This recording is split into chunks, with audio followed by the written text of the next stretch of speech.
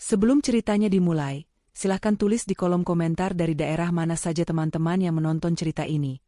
Dan jangan lupa like dan subscribe agar channel Ambil Hikmahnya bisa semakin berkembang dan bisa mempersembahkan cerita yang lebih menarik. Kilauan permata di jemari Kirana menyilaukan, memantulkan cahaya lampu kristal yang tergantung megah di langit-langit aula Kemala. Gaun malam sutra berwarna emerald membalut tubuhnya sempurna. Setiap lipatan jatuh anggun mengikuti gerak. Senyumnya merekah, seringan buih sampanye yang memercik di gelas-gelas kristal. Namun di balik mata hitamnya yang dalam, ada kehampaan yang tak bisa ditutupi riasan termahal sekalipun. Malam itu adalah perayaan ulang tahun pernikahan mereka yang kelima, sebuah pesta yang disiarkan di berbagai kanal gosip daring, menjadikannya simbol kesempurnaan. Kirana Indraswari, nama yang identik dengan kemewahan dan kesuksesan. Pewaris tunggal PT Indraswari Gemilang, konglomerat properti dan perhotelan yang jaringannya membentang dari kota bumi hingga pulau bahagia. Ia cantik, cerdas, dan sejak lahir sudah ditakdirkan untuk hidup di puncak piramida sosial. Pernikahannya dengan Arjuna Samudra 5 tahun silam adalah berita utama, mengalahkan segala isu politik dan skandal selebriti. Arjuna, seorang pengusaha muda yang kala itu sedang merintis bisnis startup teknologi, digambarkan sebagai sosok self-made man yang ambisius dan visioner. Ia tampan, karismatik, dengan senyum yang mampu meluluhkan siapa saja. Di mata publik, mereka adalah pasangan ideal. Beauty and brain, kekuasaan dan inovasi, cinta sejati yang terbingkai dalam kemewahan tak terbatas. Kirana, sayang, kenapa melamun? Suara bariton Arjuna menginterupsi lamunannya. Ia mendekat, memeluk pinggang Kirana posesif, seolah ingin menunjukkan kepada semua tamu bahwa Kirana adalah miliknya seutuhnya. Senyum Arjuna adalah mahakarya, begitu tulus di permukaan, namun Kirana tahu betul ada lapisan es yang membeku di bawahnya. Para tamu menunggumu, Nyonya Samudra. Kirana tersenyum, senyum profesional yang ia pelajari sejak remaja. Aku hanya menikmati suasana, Arjuna. Lihat, betapa indahnya ini semua. Arjuna tertawa kecil, mengecup kening Kirana. Tentu saja indah, sayang. Kita berhasil menciptakan ini, bukan? Sebuah kerajaan. Kerajaan? Kirana mendengkus dalam hati. Kerajaan yang dibangun di atas ilusi, batinnya.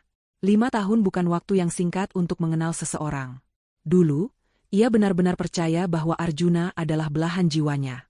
Perhatiannya yang intens, pujiannya yang manis, dan ambisinya yang membara, semua terasa begitu nyata. Arjuna selalu ada untuknya, memegang tangannya di setiap acara penting, berbisik kata-kata cinta di telinganya di hadapan kamera, bahkan membawakannya sarapan ke tempat tidur setiap hari Minggu. Namun, seiring waktu, hal-hal kecil mulai terasa janggal. Sentuhan Arjuna terasa dingin, kata-katanya hampa, dan sorot matanya seringkali mengkhianati apa yang ia ucapkan.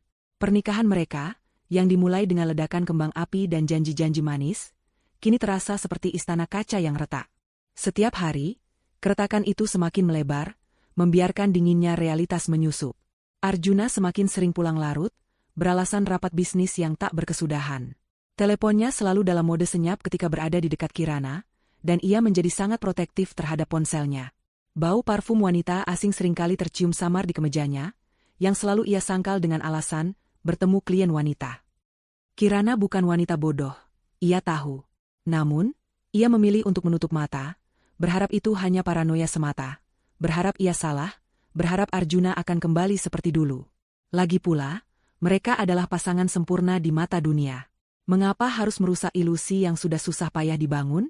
Malam ini, para petinggi Indraswari Gemilang dan kolega bisnis memenuhi aula Kemala. Ayah dan ibu Kirana, Pak Wijaya dan Bu Lestari, tampak bangga melihat putri tunggal mereka bersanding dengan menantu kebanggaan mereka. Mereka tidak tahu. Tidak ada yang tahu. Kirana, ini ada tamu spesial untukmu. Suara Bu Lestari membuyarkan lamunan Kirana. Di sampingnya, berdiri sepasang suami istri parubaya dengan senyum yang dipaksakan. Mereka adalah Pak Wijayanto dan Bu Paramita Samudra, mertua Kirana. Keluarga Arjuna. Mereka adalah keluarga kelas menengah yang mendadak kaya raya berkat pernikahan Arjuna dengan Kirana. Dulu, mereka sangat ramah dan menghormati Kirana. Sekarang, ada kilatan meremehkan di mata Bu Paramita setiap kali Kirana lengah. Selamat ulang tahun pernikahan, Nak Kirana, ujar Bu Paramita dengan nada datar, yang bahkan tak repot-repot menyembunyikan nada sombongnya. Semoga langgeng selalu, ya. Omong-omong, Arjuna sudah menceritakan banyak hal pada kami. Menceritakan banyak hal? Kirana mengerutkan kening. Arjuna tidak pernah menceritakan apapun pada Kirana, apalagi tentang keluarganya. Obrolan mereka akhir-akhir ini hanya seputar bisnis dan hal-hal yang tidak penting. Arjuna menyela dengan senyum lebar. Mama dan papa hanya senang melihat kita bahagia. Sayang. Ayo, kita potong kue sekarang. Kirana memaksakan senyum, hatinya mencelos. Ada sesuatu yang tidak beres. Firasatnya menjerit, namun ia tetap mengikuti Arjuna menuju panggung utama, tempat kue pernikahan setinggi 3 tingkat sudah menunggu.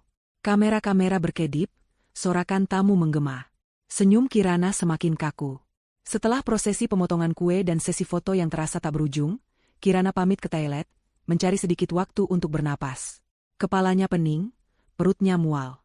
Mungkin hanya karena terlalu lelah.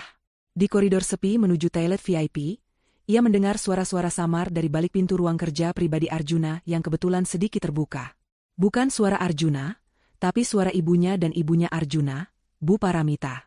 Kirana seharusnya tidak mendengar, tapi rasa penasaran mendorongnya untuk mendekat. Syukurlah, akhirnya rencana ini berjalan lancar. Paramita, suara Bu Lestari terdengar lega. Kirana memang keras kepala, tapi sepertinya Arjuna berhasil meyakinkannya. Tentu saja, Lestari, sahut Bu Paramita, nada sombongnya tak bisa disembunyikan.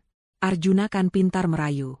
Lagi pula, Kirana itu terlalu percaya diri dengan posisinya sebagai pewaris Indraswari Gemilang. Dia pikir dia bisa mengendalikan Arjuna sepenuhnya. Kirana membeku. Mengendalikan? Ada rencana apa? Jantungnya berdebar kencang. Ia mengurungkan niat ke toilet, dan memilih untuk menguping di balik pintu. Kita sudah sepakat, kan? Setelah ini, saham-saham Kirana di Indraswari Gemilang akan perlahan dialihkan atas nama Arjuna. Suara Bu Lestari lagi. Dia tidak akan curiga jika dilakukan bertahap. Dunia Kirana seakan runtuh. Saham? Dialihkan atas nama Arjuna? Ini adalah pengkhianatan yang jauh lebih besar dari sekadar perselingkuhan. Jangan khawatir, Lestari. Arjuna sudah menyiapkan segalanya. Dan yang terpenting, Maya siap kapan saja.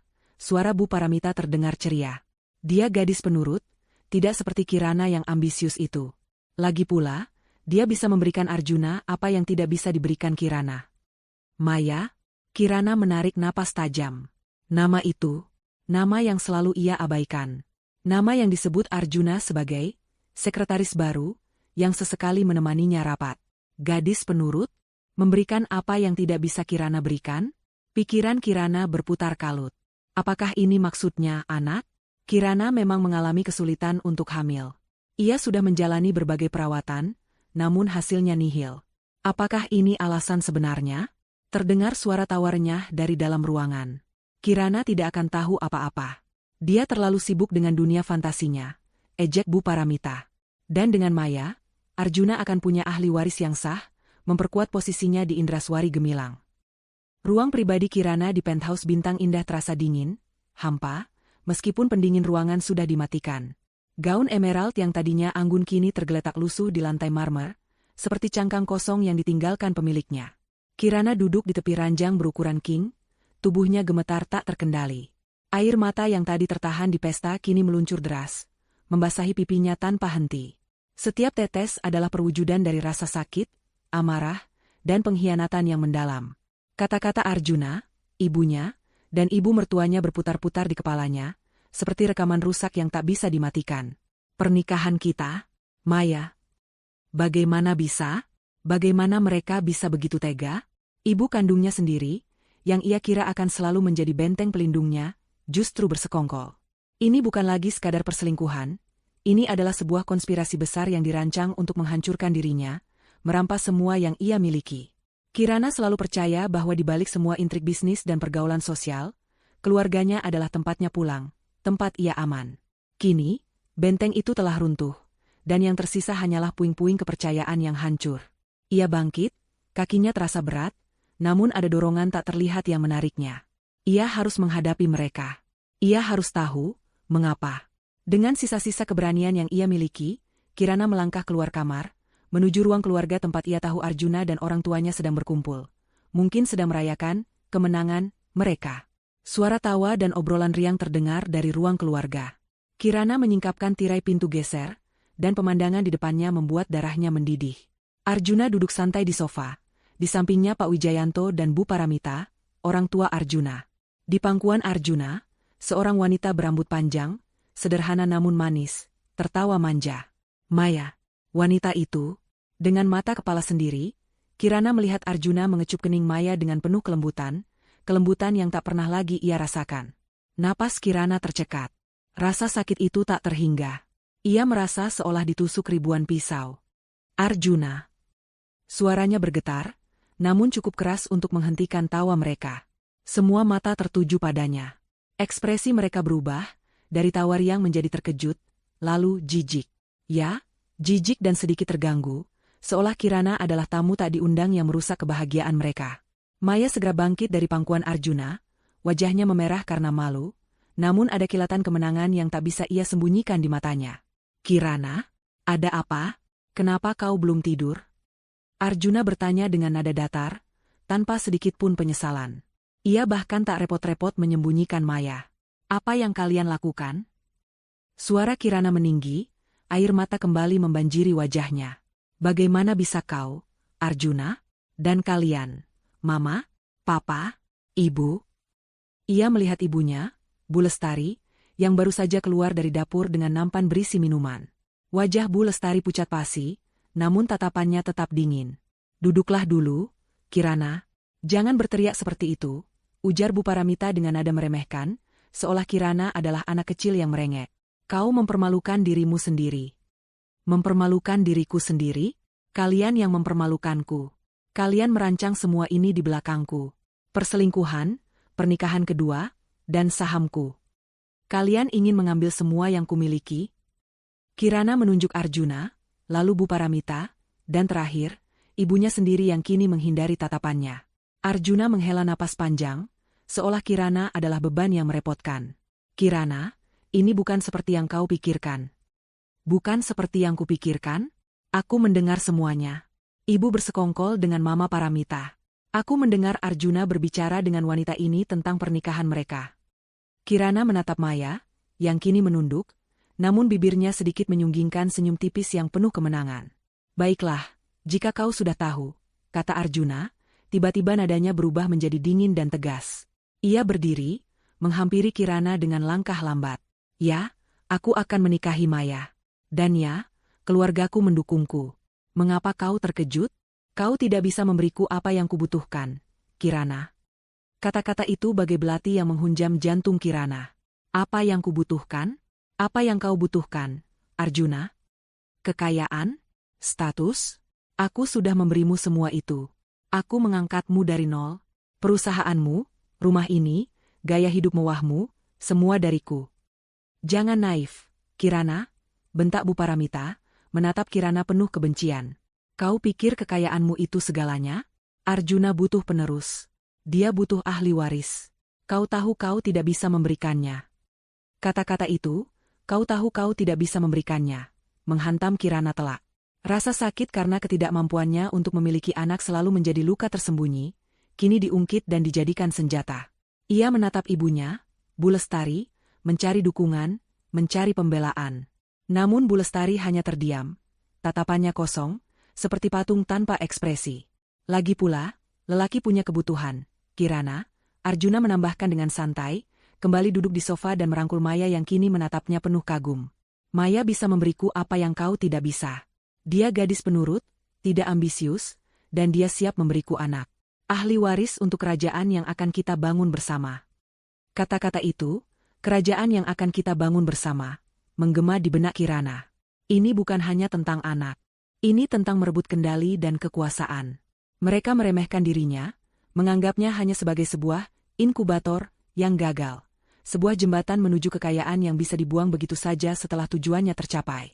Penghinaan ini membakar habis sisa-sisa rasa sakit dan keputusasaan Kirana, menggantinya dengan bara api amarah yang membara. Kirana menatap Arjuna, lalu Maya, kemudian Bu Paramita, Pak Wijayanto, dan terakhir ibunya sendiri. Senyum tipis terukir di bibirnya, senyum yang dingin dan mengerikan, penuh tekad yang baru terbentuk. Mereka mungkin mengira Kirana adalah wanita rapuh yang akan hancur lebur. Mereka salah besar. Kalian pikir ini lelucon? Suara Kirana berbisik, namun intensitasnya membuat semua orang terdiam. Kalian pikir kalian bisa meremehkanku, mengambil semua dariku, dan aku akan diam saja. Ia tertawa kecil, tawa tanpa humor yang membuat bulu kuduk merinding. Kalian bicara tentang ahli waris, tentang kerajaan? Kalian lupa siapa pemilik asli kerajaan ini. Kalian lupa siapa yang membangun pondasinya. Kirana menatap Arjuna tajam. Kekayaan keluarga Samudra, yang sekarang kau banggakan itu, sebagian besar adalah aset yang aku bawa ke dalam pernikahan ini. Investasiku di perusahaanmu, properti-properti yang kita beli bersama, semua itu dari uangku. Kalian ingin membangun kerajaan baru di atas puing-puingku? Kalian akan menyesal. Arjuna mengerutkan kening. Apa maksudmu? Maksudku, Kirana melangkah mundur, matanya berkilat dingin. Kalian baru saja membangunkan iblis yang selama ini tertidur. Kalian telah menusukku dari belakang, mengkhianatiku, dan merampas kehormatanku. Sekarang, aku akan mengambil kembali semuanya. Dan tidak hanya itu, aku akan memastikan kalian tidak akan punya apa-apa lagi untuk dibanggakan. Tidak ada kerajaan, tidak ada ahli waris, tidak ada kemewahan palsu. Hanya kehancuran. Kirana membalikkan badan, berjalan pergi tanpa menoleh lagi. Suara tawa dan obrolan riang di belakangnya telah lenyap, digantikan keheningan yang mencekam. Langkah kakinya kini mantap, tegar. Di benaknya, gambaran setiap perjanjian pranikah, setiap aset bersama, setiap investasi yang ia masukkan ke dalam perusahaan Arjuna, mulai bermunculan. Malam itu, Kirana tidak tidur. Pikiran dan hatinya bagaikan medan perang. Kemarahan masih bergolak, namun di atas segalanya, ada sebuah kilatan yang lebih terang, tekad yang membaja. Kebencian Arjuna dan keluarganya, yang menganggapnya lemah dan dapat diinjak-injak, telah menyulut api perlawanan dalam dirinya. Mereka mungkin telah merampas kedamaiannya, tetapi mereka tidak akan bisa merampas martabatnya, apalagi harta yang adalah haknya. Pagi menjelang, namun Kirana sudah mandi dan mengenakan setelan bisnis hitam yang rapi, senada dengan suasana hatinya yang kelam dan tegas. Ia bukan lagi Kirana yang rapuh, bukan lagi wanita yang menangis terseduh di ranjang. Kirana yang sekarang adalah seorang jenderal yang baru saja menyatakan perang. Dengan langkah mantap, ia memasuki ruang kerjanya yang luas di penthouse. Ruangan ini adalah saksi bisu setiap keputusan bisnis besar yang pernah ia buat, tempat ia menghabiskan waktu bertahun-tahun menganalisis laporan keuangan, menyusun strategi investasi, dan mempelajari seluk-beluk dunia korporat. Sekarang, semua keahlian itu akan ia gunakan untuk tujuan yang sangat pribadi. Ia duduk di kursi kebanggaannya, di depan meja kerja kayu jati yang kokoh. Di depannya, terpampang lembaran-lembaran perjanjian pranikah yang dulunya ia anggap hanya formalitas. Sebuah dokumen yang dulu terlihat menjemukan, kini menjadi peta harta karun yang menunjukkan jalan menuju kemerdekaannya, atau lebih tepatnya, jalan menuju pembalasan dendamnya. Kirana membuka laptopnya. Jari jemarinya menari di atas keyboard dengan kecepatan dan presisi yang jarang terlihat. Ia membuka folder terenkripsi yang berisi semua detail finansialnya, termasuk investasi pribadi, aset yang ia bawa ke dalam pernikahan, dan semua kontribusinya terhadap bisnis Arjuna. PT Samudra Digital, perusahaan Arjuna yang kini melejit berkat suntikan dana besar dari Kirana, adalah target pertamanya. Ia ingat betul bagaimana Arjuna datang padanya 5 tahun lalu, dengan mata berbinar-binar dan presentasi ambisius tentang startup yang akan mengubah masa depan. Kirana, yang terbuai cinta dan terkesan dengan visi Arjuna, tanpa ragu menginvestasikan puluhan miliar rupiah, bahkan mengalihkan sebagian besar aset propertinya untuk dijadikan jaminan pinjaman bank bagi proyek-proyek Arjuna. Ia juga memasukkan saham-sahamnya di beberapa anak perusahaan Indraswari Gemilang sebagai modal awal. Bodohnya aku, desis Kirana, matanya tajam menatap angka-angka di layar. Ia melihat daftar panjang portofolio investasi bersama, rekening bank gabungan, dan surat-surat kepemilikan aset properti yang atas nama mereka berdua. Senyum tipis terukir di bibirnya. Mereka mungkin mengira Kirana hanyalah wanita kaya yang tidak paham bisnis, hanya tahu berbelanja dan bersosialisasi. Mereka salah. Sangat salah. Kirana telah dilatih sejak dini untuk mengelola kekayaan keluarga. Ayahnya, Wijaya Indraswari, seorang konglomerat kawakan, selalu menekankan pentingnya memahami setiap detail finansial, setiap klausul dalam kontrak.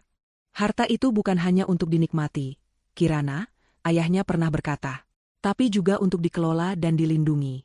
Terkadang, ia bisa menjadi senjata terkuatmu. Kata-kata itu kini terngiang di benaknya, bukan lagi sebagai nasihat, melainkan sebagai ramalan. Ia mulai meninjau kembali satu persatu perjanjian pranikah mereka. Ia ingat, ia bersikeras memasukkan klausul yang sangat spesifik mengenai pemisahan harta dan pengembalian investasi jika terjadi perceraian karena pelanggaran kontrak, seperti perselingkuhan atau penipuan. Arjuna, kala itu, dengan mudah menyetujuinya, menganggapnya hanya sebagai bentuk kecurigaan yang wajar dari seorang wanita kaya. Arjuna tidak tahu, klausul itu adalah ranjau darat yang Kirana tanam sendiri. Hahaha. Kirana tertawa pahit. Kalian menggali kuburan kalian sendiri. Setelah mengidentifikasi semua poin krusial, Kirana tahu ia membutuhkan bantuan profesional. Bukan sembarang pengacara, tapi yang terbaik. Yang paling kejam. Yang tidak akan gentar menghadapi nama besar keluarga Samudra, yang kini menjadi terkenal. Ia membutuhkan seorang ahli hukum yang setara dengan dirinya dalam kecerdasan dan tanpa ampun dalam eksekusi. Ia meraih ponselnya, mencari kontak lama yang jarang ia gunakan. Kontak itu adalah nomor seorang wanita legendaris di dunia hukum perceraian dan litigasi aset, Bu Citra Wulan. Bu Citra dikenal sebagai Algojo bagi klien-kliennya, seorang wanita yang belum pernah kalah dalam kasus yang ia tangani, terutama jika melibatkan pengkhianatan dan perebutan aset. Reputasinya adalah momok bagi para suami curang dan keluarga serakah. Kirana menekan tombol panggil. Jantungnya berdebar, bukan karena takut, tapi karena adrenalin yang memompa kuat. Beberapa dering, lalu suara Bu Citra yang tenang namun berwibawa terdengar di ujung telepon. "Selamat pagi, Kirana," sapa Bu Citra. "Sudah lama tidak mendengar kabarmu. Ada apa gerangan? Aku dengar ulang tahun pernikahanmu kemarin sangat meriah." Kirana tersenyum dingin. "Selamat pagi, Bu Citra." "Iya, sangat meriah. Meriahnya sampai membuka mata saya lebar-lebar. Saya butuh bantuan Anda, Bu. Urgent. Saya ingin membersihkan semua kotoran yang menempel pada nama saya, dan mengambil kembali semua yang seharusnya jadi milik saya." Bu Citra terdiam sejenak. "Kotoran? Apakah ini ada hubungannya dengan Arjuna Samudra?" "Ya," jawab Kirana lugas. "Suami dan keluarganya bersekongkol untuk mengambil aset saya, dan Arjuna akan menikah lagi dengan wanita lain, didukung penuh oleh ibu saya sendiri." Terdengar helaan napas dari Bu Citra. "Situasi yang rumit, tapi bukan hal baru bagi saya. Bisakah Anda datang ke kantor saya siang ini? Bawa semua dokumen yang Anda miliki.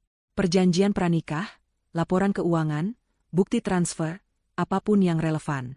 Semakin lengkap, semakin mudah bagi saya untuk membersihkan mereka.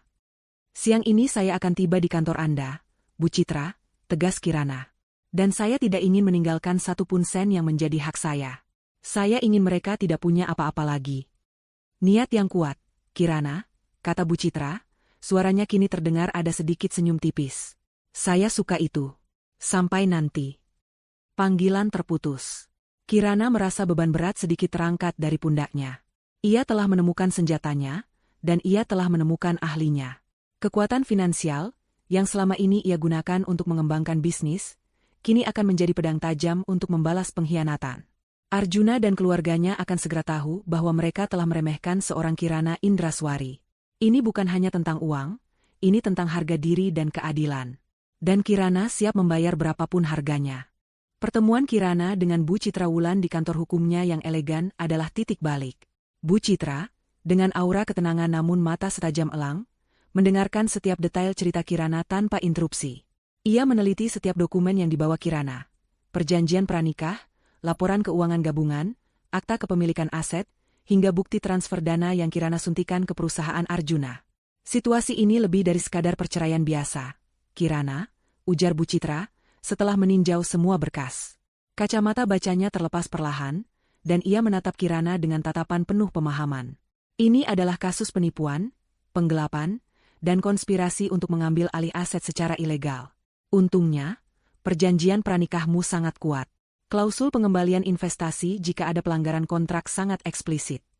Kirana mengangguk, napasnya tertahan. "Saya tidak ingin hanya bercerai, Bu Citra. Saya ingin mereka bangkrut. Saya ingin mereka merasakan kehancuran yang sama seperti yang mereka coba timpakan kepada saya." Bu Citra tersenyum tipis. Senyum yang jarang ia tunjukkan dan selalu diartikan sebagai pertanda buruk bagi pihak lawan. Niat yang sangat jelas. "Kita tidak akan hanya melumpuhkan Arjuna, kita akan mengeringkan sumber dana keluarga Samudra. Ini bukan lagi tentang mengambil kembali. Ini tentang membuat mereka membayar. Strategi kita harus senyap, terencana, dan mematikan." Dalam beberapa jam berikutnya, di balik pintu kantor yang kedap suara itu, Kirana dan Bu Citra, bersama dengan tim hukum dan penasihat keuangan terbaik Bu Citra, mulai menyusun sebuah strategi yang sangat terperinci. Ini bukan pertarungan frontal yang akan memicu kegaduhan publik seketika. Ini adalah strategi perang gerilya finansial. Langkah pertama, jelas Bu Citra, menunjuk papan tulis putih yang penuh diagram. Kita mulai dengan tindakan kecil yang tidak terlalu mencolok. Pengalihan dana-dana kecil, penjualan saham minoritas di anak perusahaan yang kurang strategis, atau peninjauan ulang portofolio investasi bersama yang tidak terlalu besar. Ini akan menjadi tes ombak kita. Penasihat keuangan, Pak Bagus, menambahkan, kita akan memantau reaksi mereka. Apakah mereka menyadarinya? Seberapa cepat? Bagaimana sistem keuangan mereka merespons? Apakah ada celah lain yang bisa kita manfaatkan? Kita perlu memahami kelemahan pertahanan finansial mereka sebelum melancarkan serangan besar. Kirana mengangguk, matanya fokus. Ia adalah seorang ahli strategi bisnis, dan rencana ini terasa seperti game catur raksasa dengan mempertaruhkan seluruh hidupnya. Bagaimana dengan aset pribadi saya yang terintegrasi dengan bisnis Arjuna? Itu adalah kartu truf utama kita, jawab Bu Citra. Sebagian besar modal PT Samudra Digital berasal dari investasimu. Kita akan memulai proses audit internal secara diam-diam melalui jalur hukum yang sah, tanpa mereka sadari niat sebenarnya. Ini akan memberikan kita gambaran utuh tentang seberapa besar ketergantungan mereka padamu. Rencana itu meliputi beberapa fase. Fase observasi dan uji coba. Peninjauan ulang investasi kecil. Kirana akan secara online meninjau kembali semua portofolio investasi gabungan mereka, mengidentifikasi investasi-investasi kecil yang bisa ditarik tanpa menimbulkan red flag besar. Misalnya, dana-dana kecil di reksadana atau saham perusahaan yang tidak terlalu berpengaruh pada operasional utama Arjuna. Pengalihan dana rekening bersama. Secara bertahap, dana-dana dari rekening bersama yang Kirana miliki akses penuh, akan dialihkan ke rekening pribadinya yang baru dan sangat rahasia. Jumlahnya tidak besar sekaligus. Hanya untuk melihat apakah ada sistem peringatan otomatis, atau apakah Arjuna atau keluarganya menyadari fluktuasi kecil ini. Pemutusan kontrak terselubung. Kirana juga akan mengidentifikasi beberapa kontrak kecil antara Indraswari Gemilang dan PT Samudra Digital yang bisa diputus atau tidak diperpanjang tanpa menarik perhatian. Ini akan menciptakan kerugian kecil yang tidak signifikan, namun cukup untuk menguji respons sistem mereka. Fase pengumpulan bukti dan penguatan posisi. Sementara itu, tim hukum Bu Citra akan bekerja keras mengumpulkan semua bukti perselingkuhan dan konspirasi. Mereka akan menyewa detektif swasta untuk memotret Arjuna dan Maya, mencari riwayat komunikasi yang mencurigakan, dan mengumpulkan kesaksian dari karyawan yang mungkin melihat gelagat aneh. Mereka juga akan memverifikasi setiap sen investasi Kirana di perusahaan Arjuna, memastikan semua dokumen akurat dan siap untuk diajukan di pengadilan.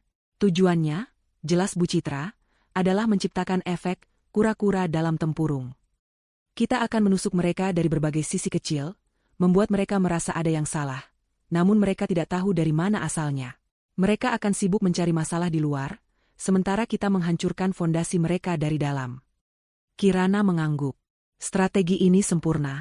Ini bukan hanya tentang uang, tetapi tentang kontrol psikologis. Membuat mereka panik, bingung, dan tidak bisa mengidentifikasi musuh sejati mereka. Ia membayangkan wajah Arjuna dan keluarganya yang sombong, kini dipenuhi kebingungan dan kecemasan. Rasa puas perlahan merayapi hatinya. Bagaimana dengan orang tua saya? Tanya Kirana. Terutama ibu saya. Kita akan menjaga informasi ini serapat mungkin dari mereka, jawab Bu Citra tegas. Untuk saat ini, anggaplah mereka adalah bagian dari pihak lawan. Semakin sedikit yang tahu, semakin baik. Fokus kita adalah pada kehancuran finansial Arjuna dan keluarganya. Kirana meninggalkan kantor Bu Citra dengan perasaan yang campur aduk. Ada rasa sakit yang masih membekas, namun kini tercampur dengan sensasi kekuatan yang baru ditemukan. Ia bukan lagi korban yang tak berdaya.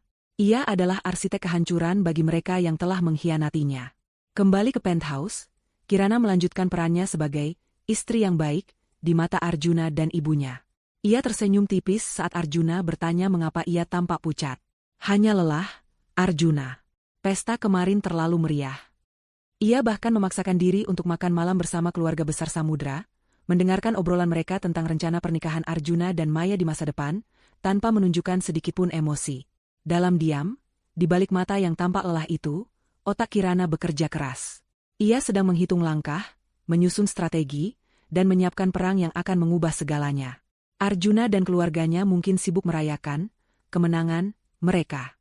Tapi mereka tidak tahu Badai sesungguhnya baru saja akan dimulai, dan Kirana adalah pusat badai itu. Minggu-minggu berikutnya setelah pertemuan Kirana dengan Bu Citra Wulan, Arjuna dan keluarganya masih tenggelam dalam euforia kemenangan palsu mereka. Persiapan pernikahan kedua Arjuna dengan Maya semakin gencar. Arjuna terlihat sangat bahagia, seringkali pulang larut setelah menghabiskan waktu dengan Maya, membahas detail pernikahan impian mereka, dan sesekali memamerkan cincin tunangan sederhana namun elegan di jari Maya kepada teman-teman bisnisnya. Keluarga Samudra, terutama Bu Paramita, terus-menerus memuji Maya di hadapan Kirana, tanpa sedikitpun menyadari tatapan dingin yang Kirana berikan. Kirana, di sisi lain, menjalankan perannya dengan sempurna. Ia tetap tinggal di penthouse, seolah-olah tidak tahu apa-apa, tetap menjaga penampilan, istri sempurna, di depan publik.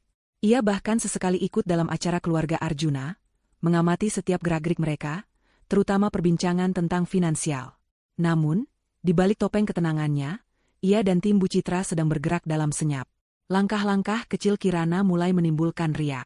2 minggu pertama, Kirana memulai fase tes ombak dengan menarik dana-dana kecil dari beberapa rekening investasi bersama yang less visible.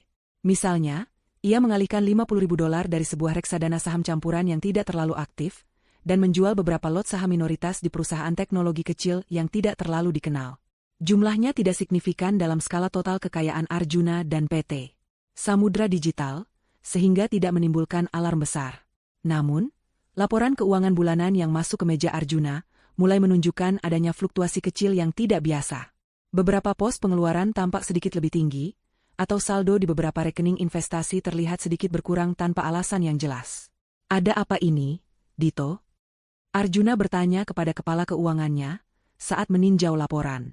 Angka ini, kenapa sedikit meleset dari proyeksi? Dito, kepala keuangan PT Samudra Digital, memeriksa kembali datanya. Ada beberapa penarikan kecil dari rekening investasi bersama, Pak. Mungkin ada kaitannya dengan pengeluaran pribadi Nyonya Kirana? Atau mungkin ada koreksi pasar saham yang tidak signifikan? Ia mencoba mencari alasan yang masuk akal, karena memang jumlahnya tidak cukup besar untuk dicurigai sebagai manipulasi. Arjuna mengibaskan tangannya. Mungkin saja. Kirana memang punya kebiasaan belanja, meski dia tak pernah mau mengakui. Atau mungkin Dito yang salah hitung. Ia tidak terlalu peduli, terlalu sibuk dengan rencana pernikahannya. Bu Paramita juga mendengar keluhan Arjuna, namun hanya menganggapnya sebagai kehilafan kecil Kirana, yang akan segera diperbaiki setelah Arjuna menikah dengan Maya dan mengambil alih kendali penuh. Minggu ketiga, Kirana meningkatkan skala. Ia memutus beberapa kontrak kerjasama kecil antara PT Indraswari Gemilang, melalui anak perusahaannya yang ia kelola, dengan PT Samudra Digital. Kontrak-kontrak ini umumnya bersifat supporting, seperti penyedia jasa IT atau konsultan marketing skala kecil. Kirana memastikan pemutusan ini dilakukan sesuai prosedur, namun dengan alasan yang cukup samar, perubahan strategi bisnis, atau efisiensi anggaran. Efeknya langsung terasa. Beberapa pemasok PT Samudra Digital mengalami keterlambatan pembayaran. Proyek-proyek kecil yang bergantung pada dana talangan dari rekening tertentu mendadak tersendat. Aliran kas mereka mulai terasa agak seret.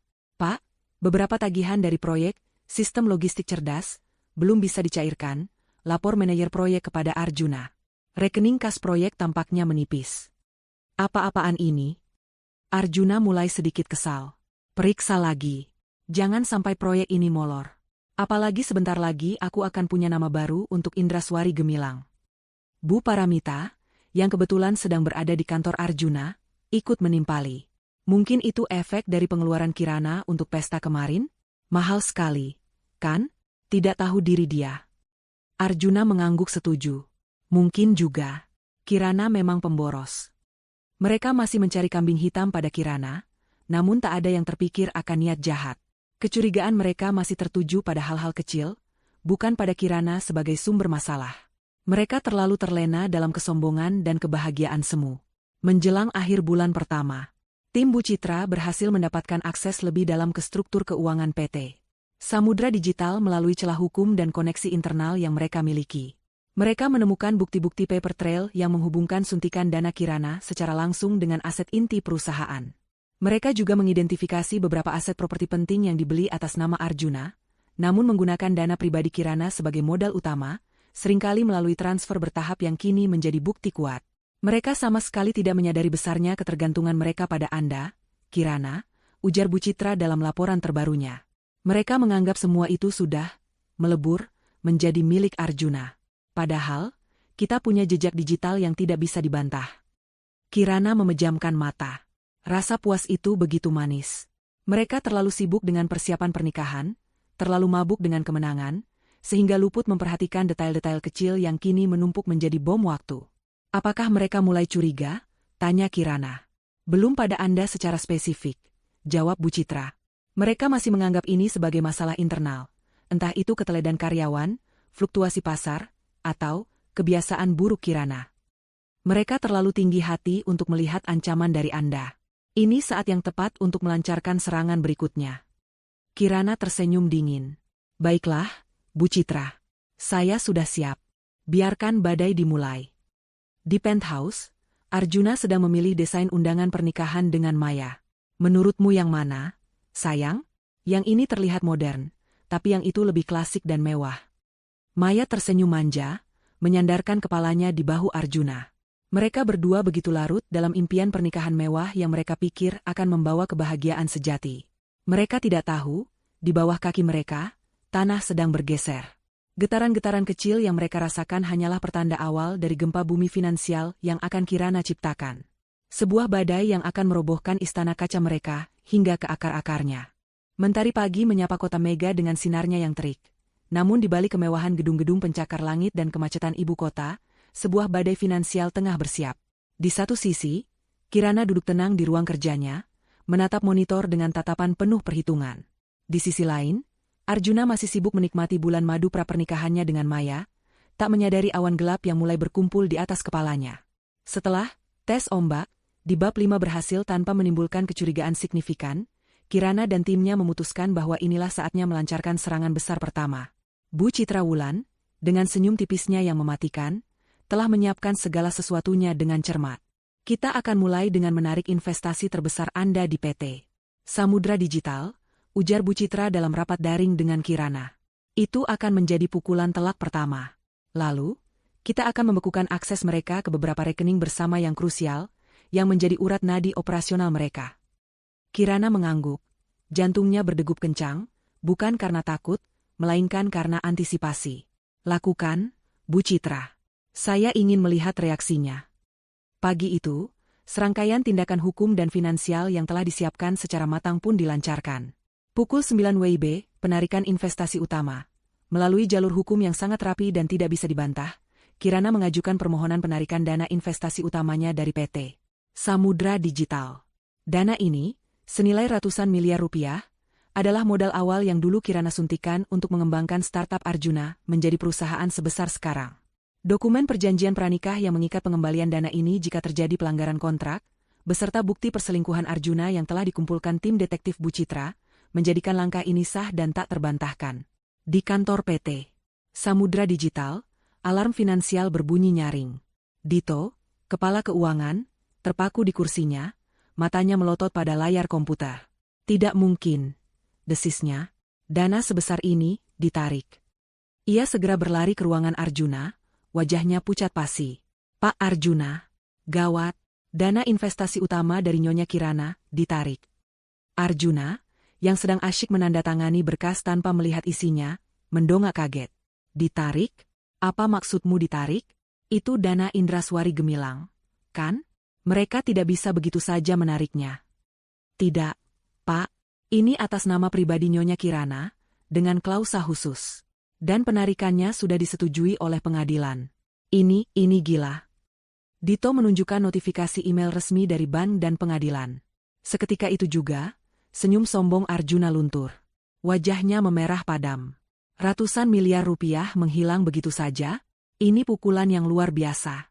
Pukul 10.30 WIB, pembekuan rekening krusial. Selang 1,5 jam kemudian, tim Bu Citra melancarkan serangan kedua. Mereka mengirimkan surat perintah pembekuan akses ke beberapa rekening bank bersama yang vital bagi operasional harian PT Samudra Digital. Rekening-rekening ini biasanya digunakan untuk pembayaran operasional rutin, gaji karyawan, dan pembayaran kepada pemasok utama. Meskipun secara teknis rekening bersama, Kirana memiliki hak penuh untuk mengajukan pembekuan berdasarkan bukti, adanya potensi penyalahgunaan dana dan pelanggaran perjanjian. Pak Arjuna, rekening operasional utama kita dibekukan, teriak salah seorang staf keuangan panik. Pembayaran gaji bulan ini tertunda. Pemasok PT Mekar Jaya menuntut pembayaran langsung, jika tidak mereka akan menghentikan pengiriman. Kepanikan mulai melanda seisi kantor PT Samudra Digital. Telepon berdering tak henti, notifikasi email tentang pembekuan rekening membanjiri kotak masuk Arjuna. Wajahnya yang tadinya marah kini berubah pucat pasi. Proyek-proyek yang sedang berjalan, terutama proyek sistem logistik cerdas yang prestisius, mendadak terhenti. Pekerja mulai gelisah karena gaji mereka terancam, dan pemasok yang selama ini loyal mulai menarik diri karena tidak ada kepastian pembayaran. Arjuna mencoba menghubungi bank, pengacara, siapapun yang bisa memberinya jawaban. Ada apa ini? Kenapa ini bisa terjadi? Teriaknya frustrasi. Siapa yang melakukan ini? Pukul 12 WIB, respons keluarga Samudra. Berita tentang penarikan dana besar dan pembekuan rekening dengan cepat sampai ke telinga Bu Paramita dan Pak Wijayanto. Mereka segera mendatangi kantor Arjuna, wajah mereka sama tegangnya. Arjuna, apa yang terjadi? Kenapa uang kita hilang? Teriak Bu Paramita histeris. Dan kenapa rekening dibekukan? Ini pasti ulah Kirana. Dia tidak bisa melakukan ini. Dia bisa, MA. Arjuna membanting tangannya ke meja. Ada surat dari pengadilan. Dia menggunakan perjanjian pranikah itu. Pak Wijayanto, yang biasanya tenang, kini terlihat panik. Perjanjian pranikah? Tapi itu kan hanya formalitas. Siapa pengacaranya? Kita harus bicara dengan mereka. Bu Citra Wulan, Pak, jawab Dito, yang masih gemetaran. Pengacara paling ganas di kota Mega. Nama Bu Citra Wulan bagai sambaran petir bagi keluarga Samudra. Reputasinya yang tak terkalahkan sudah melegenda di kalangan pengusaha. Mereka tahu, ini bukan lagi masalah kecil. Ini adalah perang yang nyata. Kirana, beraninya dia, teriak Bu Paramita. Setelah semua yang kita berikan padanya, dia seharusnya tahu diri. Yang kita berikan? Arjuna mendengus sinis. MA, Pak, mari kita jujur. Hampir seluruh modal awal perusahaan ini berasal dari dia. Kita yang bergantung padanya, bukan sebaliknya. Pernyataan Arjuna membuat Bu Paramita terdiam, menyadari kebenaran pahit itu. Mereka selalu melihat Kirana sebagai jembatan menuju kekayaan, dan sekarang jembatan itu sedang ditarik. Di sisi lain, Maya, yang sedang berada di toko gaun pengantin, mendapatkan telepon panik dari Arjuna. Sayang, ada masalah besar. Dana perusahaan kita ditarik Kirana. Rekening dibekukan. Pernikahan kita bisa tertunda. Maya yang tadinya berbinar-binar memilih gaun, seketika pucat. Kekayaan Arjuna adalah alasan utamanya tertarik. Jika Arjuna bangkrut, apa yang tersisa? Ia merasakan ketakutan yang belum pernah ia alami sebelumnya. Sementara itu, di kantor Bu Citra, Kirana menerima laporan real-time tentang kekacauan yang melanda PT Samudra Digital. Senyum tipis terukir di bibirnya. Efeknya langsung terasa. Kirana, lapor Bu Citra. Mereka panik.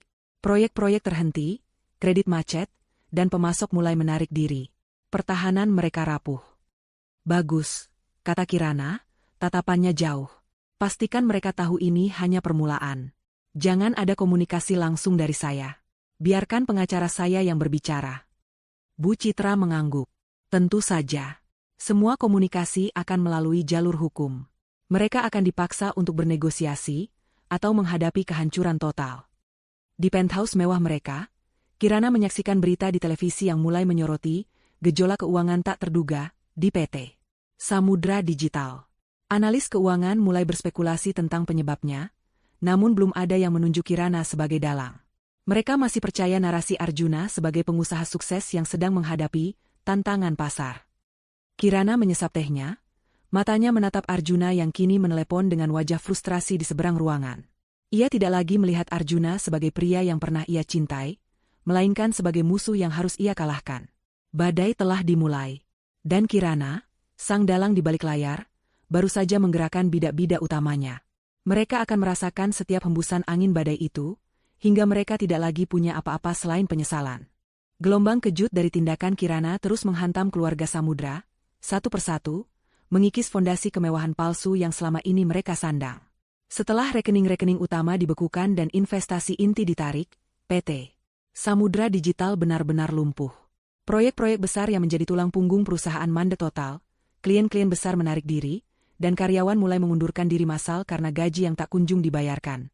Arjuna, yang tadinya congkak dan penuh percaya diri, kini bagaikan singa yang terperangkap dalam kandang. Ia mondar-mandir di kantor yang sepi, ruangan-ruangan kosong yang dulunya dipenuhi deru aktivitas kini, hanya menyisakan gema keputusasaan.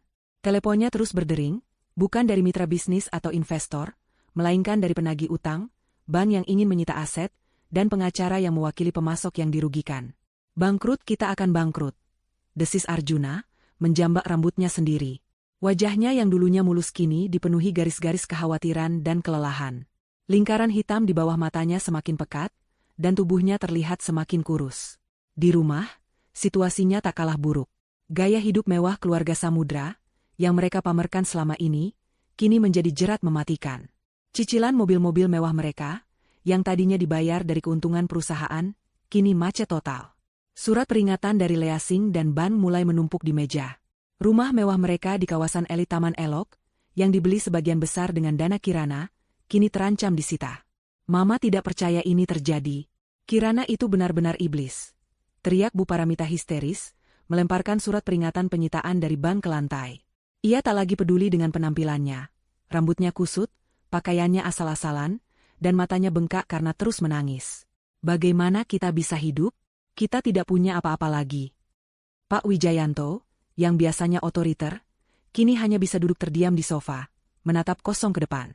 Ia tak pernah membayangkan kehidupan setelah kemewahan. Mereka tak pernah diajari untuk hidup sederhana. Selama ini, kekayaan Kirana adalah bantalan empuk yang membuat mereka terlena.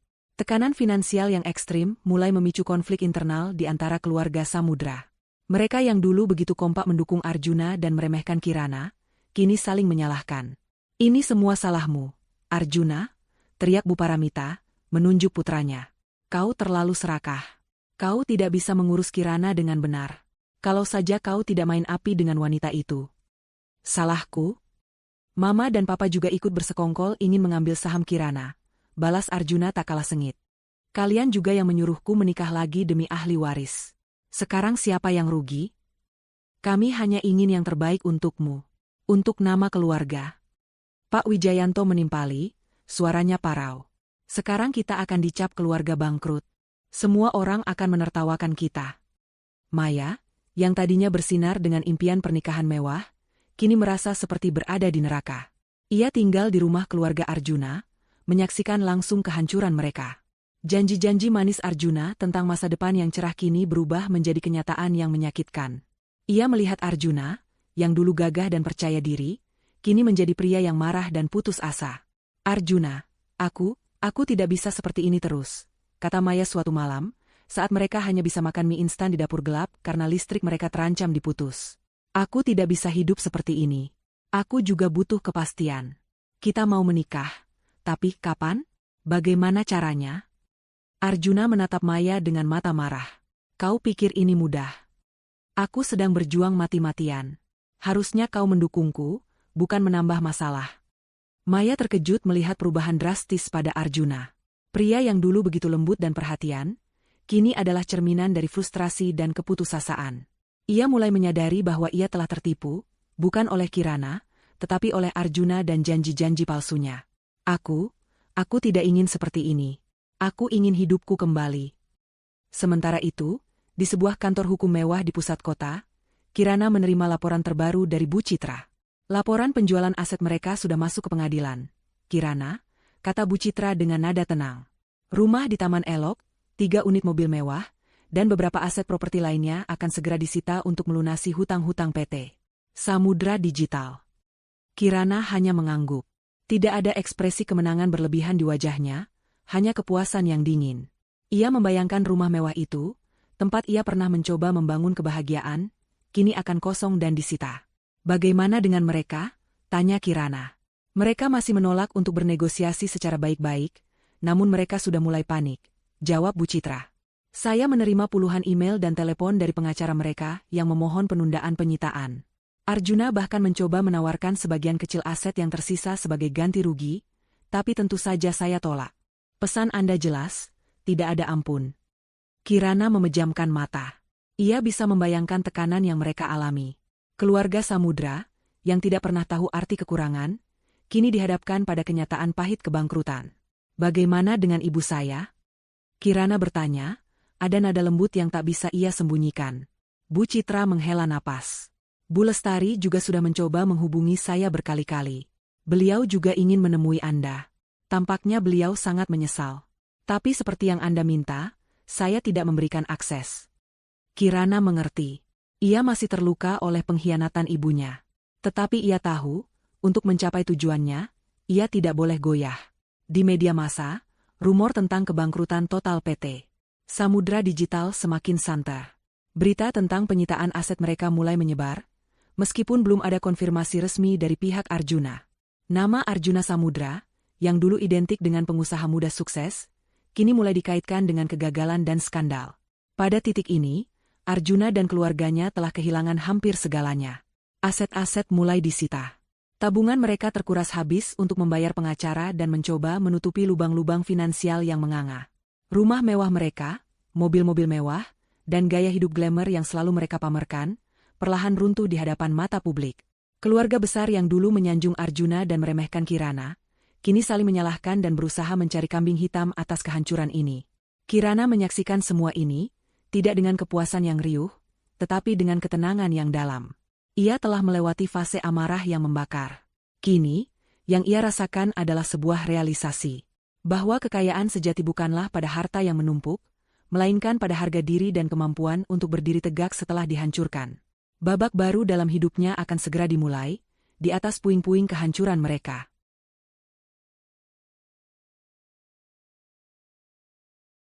3 bulan berlalu sejak badai finansial Kirana melanda keluarga Samudra. Mereka kini benar-benar terpuruk. PT Samudra Digital telah dinyatakan pailit, aset-asetnya dijual lelang untuk melunasi utang. Rumah mewah mereka di Taman Elok telah disita bank, dan mereka terpaksa pindah ke sebuah rumah kontrakan kecil di perumahan Damai. Mobil-mobil mewah telah ditarik, dan gaya hidup glamour mereka kini hanya tinggal kenangan pahit.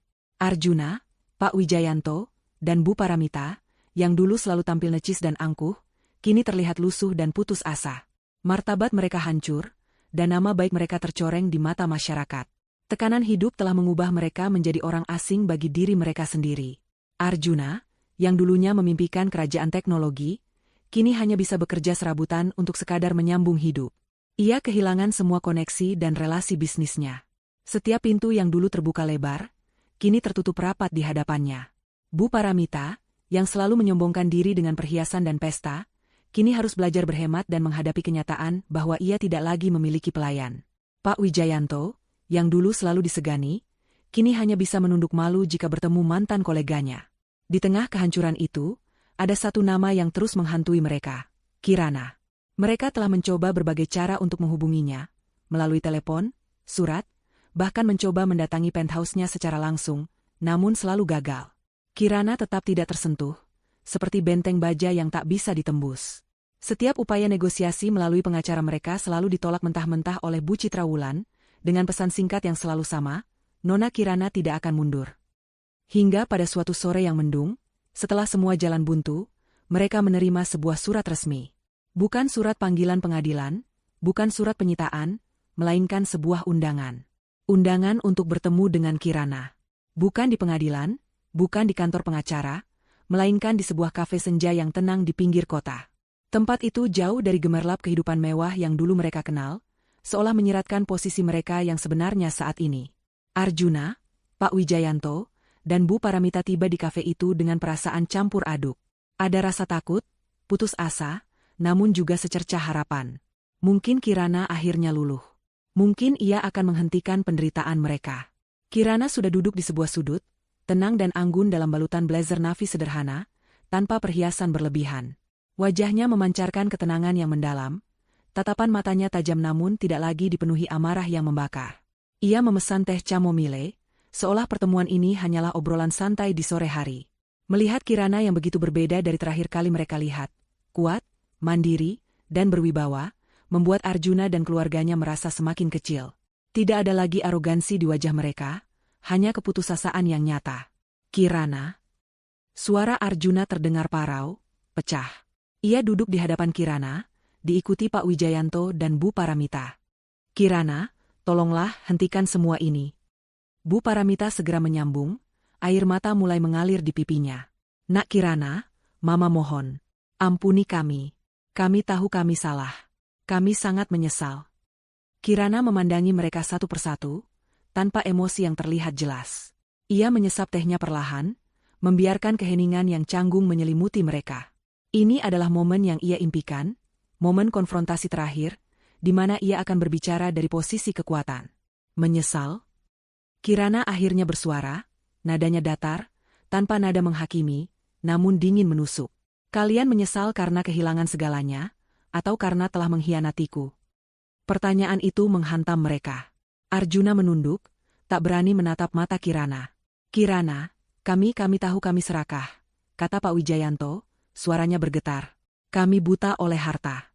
Kami pikir dengan punya ahli waris, Arjuna akan lebih kuat, dan kami juga akan semakin dihormati. Kami tidak pernah berpikir sejauh ini. Kalian tidak pernah berpikir. Kirana mengangkat alisnya.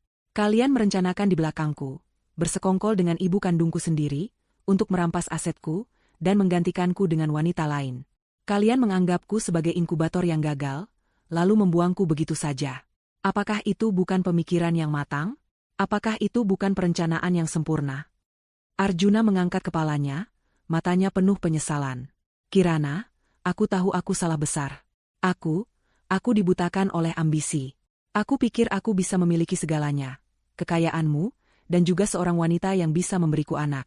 Aku kejam. Aku egois. Ia menatap Kirana dengan tatapan memohon. Berikan aku kesempatan kedua, Kirana. Aku akan kembalikan semuanya. Aku akan memperbaiki kesalahanku. Kirana tertawa kecil, tawa tanpa humor yang sama sekali tidak menunjukkan rasa belas kasihan. Kesempatan kedua? Kau pikir hidup ini sinetron?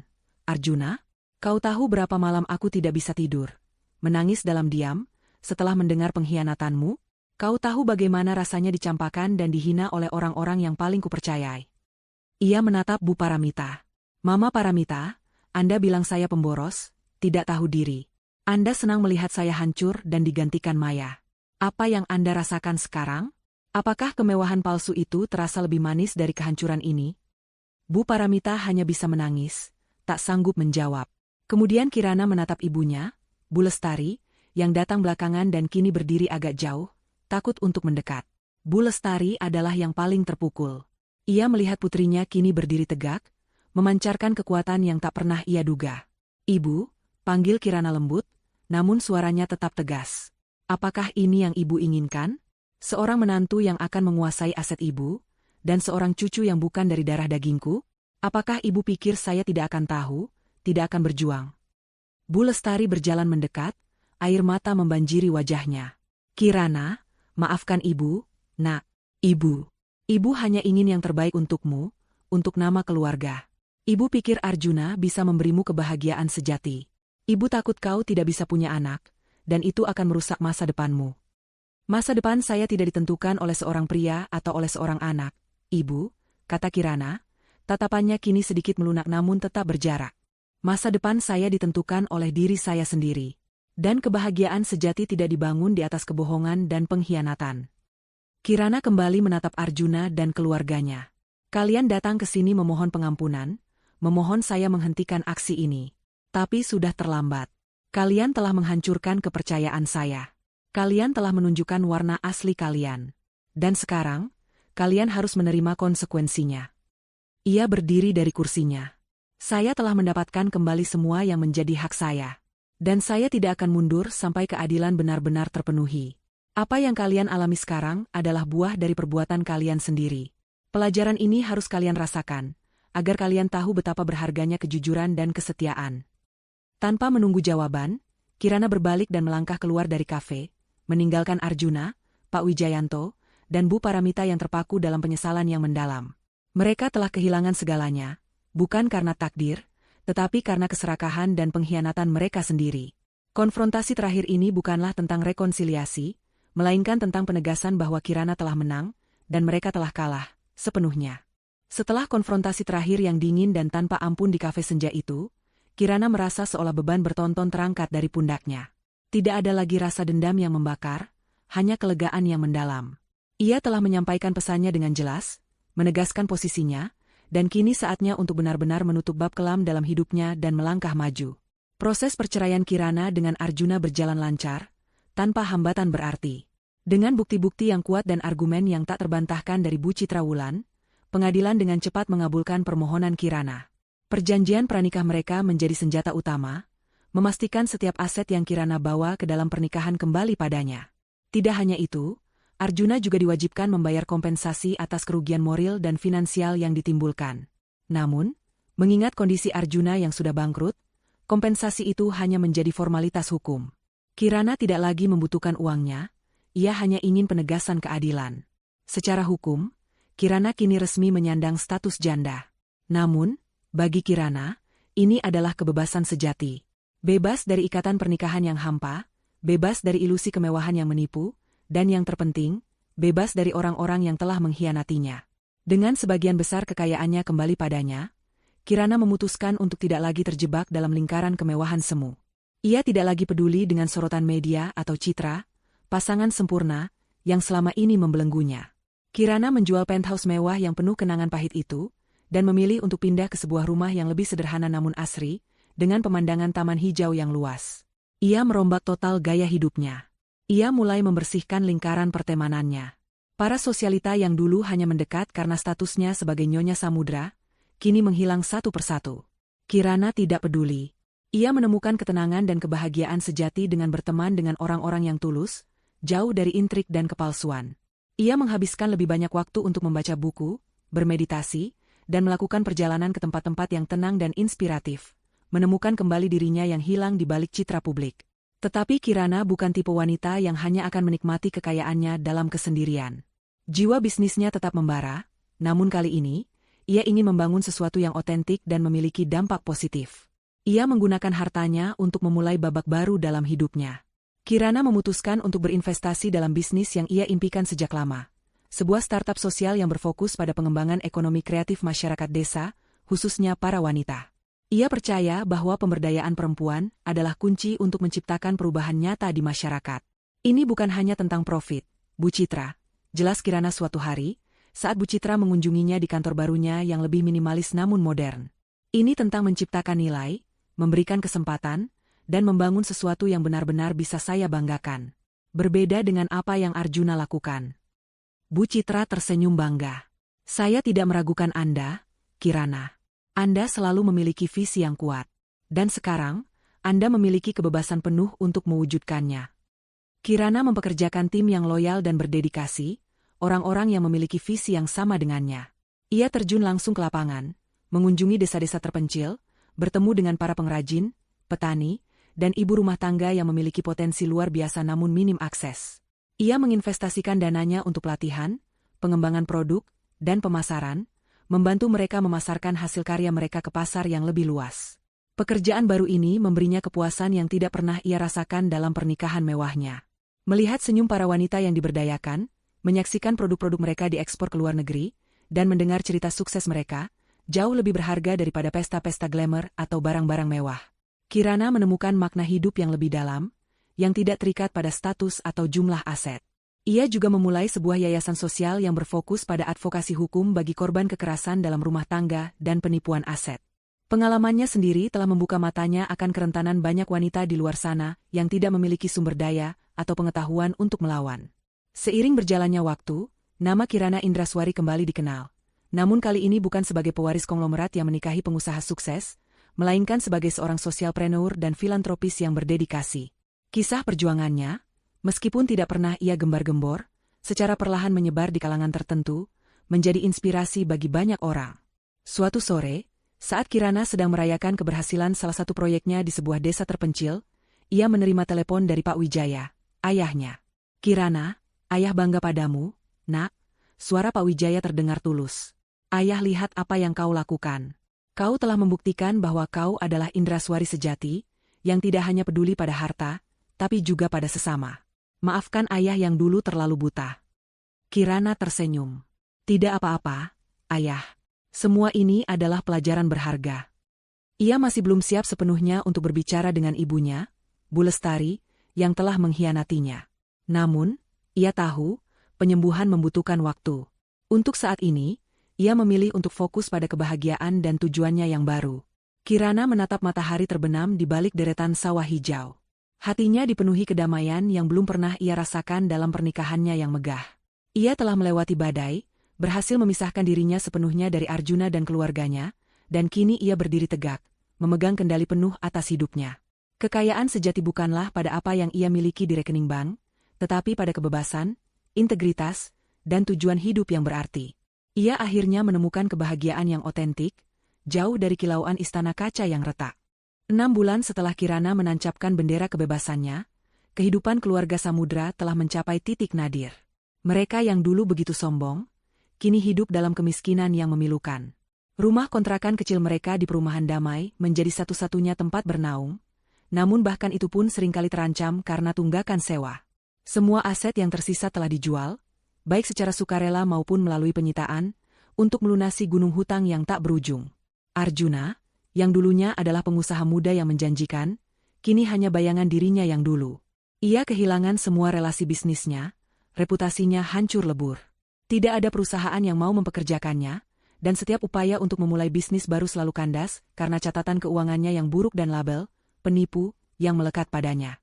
Ia hidup dari pekerjaan serabutan yang tak menentu, terkadang menjadi pengemudi taksi online, terkadang bekerja kasar di proyek pembangunan.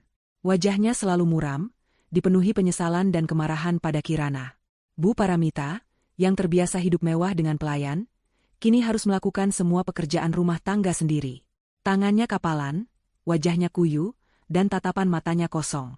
Ia meratapi setiap keputusan salah yang mereka ambil, terutama persekongkolan untuk mengambil alih aset Kirana. Harga dirinya hancur, dan ia seringkali menangis histeris, menyalahkan takdir dan Kirana atas kemalangannya. Pak Wijayanto, yang dulunya karismatik, kini hanya bisa terdiam dan menunduk. Ia sakit-sakitan, menderita tekanan darah tinggi dan diabetes, yang semakin parah akibat stres dan kesulitan finansial. Di tengah kehancuran itu, hubungan Arjuna dengan Maya juga tak bisa bertahan. Tekanan finansial yang tak tertahankan telah menggerus habis sisa-sisa cinta dan ilusi di antara mereka. Maya, yang awalnya hanya tertarik pada kemewahan dan janji masa depan cerah Arjuna, tidak sanggup lagi menghadapi kenyataan pahit ini. Suatu hari, setelah pertengkaran hebat karena Arjuna tidak punya uang untuk membeli makanan, Maya memutuskan untuk pergi. "Aku tidak bisa lagi, Arjuna," teriak Maya, suaranya pecah. "Aku lelah hidup seperti ini. Aku lelah melihatmu selalu marah dan putus asa.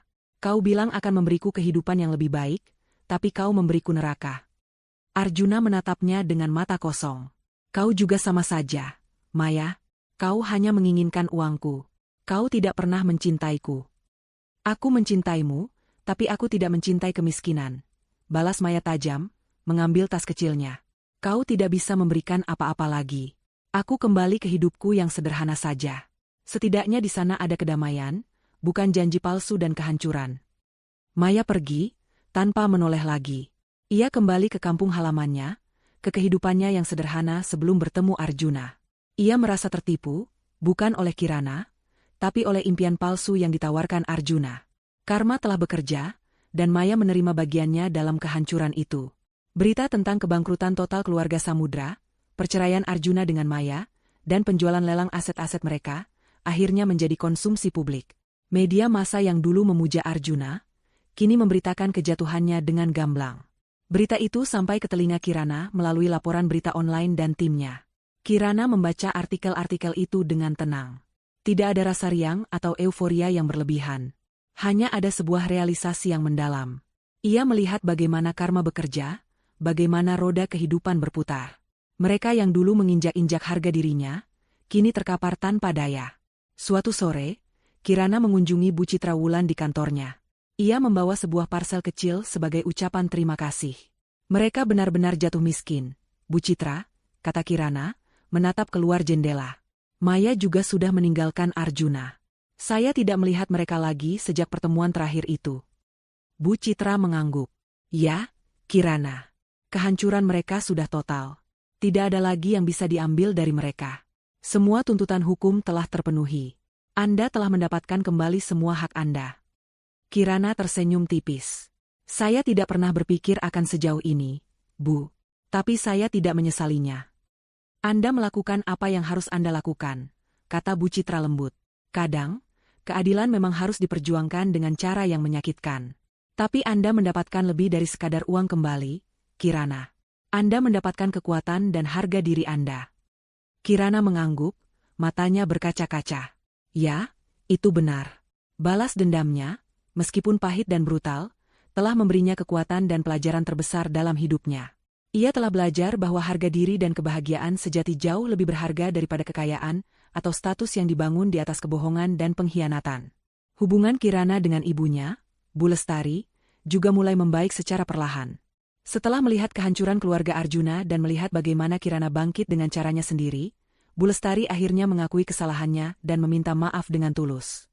Ia melihat bahwa ia telah salah menilai putrinya, dan bahwa ia telah dibutakan oleh ambisi dan ketakutan akan status sosial. Kirana menerima permintaan maaf ibunya, meski butuh waktu untuk sepenuhnya pulih dari luka pengkhianatan itu. Hubungan mereka tidak akan pernah sama seperti dulu, namun setidaknya, ada jalan menuju rekonsiliasi. Hidup Kirana kini dipenuhi makna. Bisnis sosialnya berkembang pesat, memberdayakan ribuan wanita di berbagai daerah. Yayasan yang ia dirikan memberikan harapan baru bagi banyak korban ketidakadilan. Ia menemukan cinta dan kebahagiaan dalam pekerjaan, dalam persahabatan yang tulus, dan dalam kedamaian batin yang belum pernah ia rasakan sebelumnya.